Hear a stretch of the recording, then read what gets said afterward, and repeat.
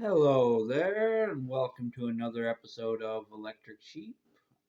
Let's just get things going with a short story titled Counting.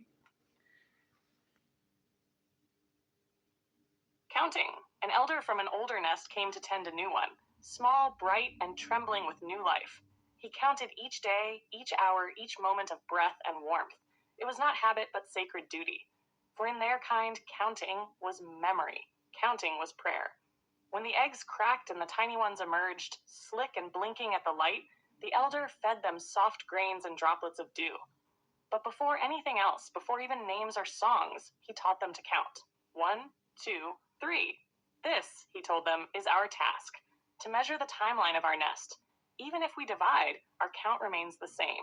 Even if we scatter to the winds, the rhythm binds us. As the young learned to walk, the nest supplies dwindled. Hunger came like heat, quiet, constant. So it was time to migrate, to walk toward the older nests buried in the far dunes, where the bones of generations lay like mile markers in the sand. They walked single file through the deserts, keeping close and lined up, each step a number, each breath another beat in the endless tally. And always, always, they counted. The elder counted their time, but he also counted the flock. Today his count came up short. One less. Lost in the ravages of the sandstorm the night before. He looked back, heart heavy, but he could not leave the flock. The young, when they realized their sibling was missing, panicked, calling, crying, breaking rhythm. But the elder lifted his voice and said, "Keep counting. Measure your life. So too will our lost one count and measure the same." And so they waited. Hours passed. Night folded over them. Sleep came, but still they counted, even in dreams. Then, in the deep dark, a new rhythm rose, faint, cracked, but steady. 97, 98, 99, 100. They heard it. A voice, weak but alive, calling numbers through the storm. Their lost sibling had returned, guided home by the sound of their counting. They embraced, wings and limbs and tears mingling, and together they began again. They counted the hours, the days, the cycles of sun and moon. They counted every breath that did not end. For in their kind, to live was to count, and the ultimate victory was simply counting. Well, I like the way that turned out. It's just a simple idea that I had. What does somebody spend their life doing? Each um, ritual that a person does helps get them through life, and many of our little anniversaries and things help us measure the seasons and essentially count the time away in one form or the other.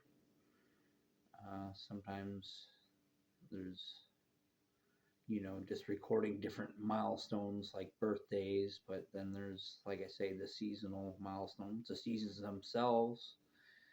The fact that they have names are kind of our way of measuring our existence. And though we don't necessarily spend our time counting away every second, every step, every breath, we do count our victories and our sins and our losses and our victories. And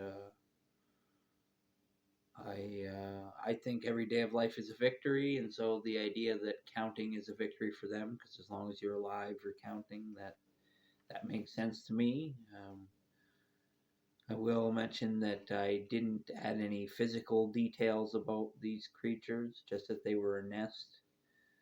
And so ChatGPT can be thanked for adding the detail that their limbs and wings came together. I didn't know they had wings, but okay, maybe they're like bugs, which was kind of what I was getting at.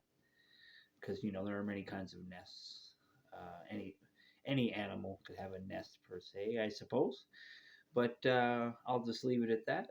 And I hope I didn't ramble too much about semi-related topics that weren't quite on topic.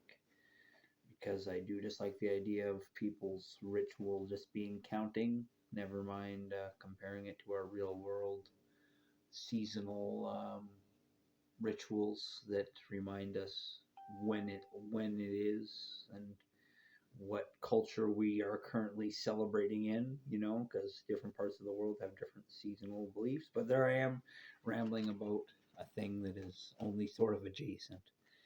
So I just want to thank you for watching and listening. My name is Joseph Arthur Roszell. I want to wish you all the luck in the world, and I want you to remember that I love you. Peace out.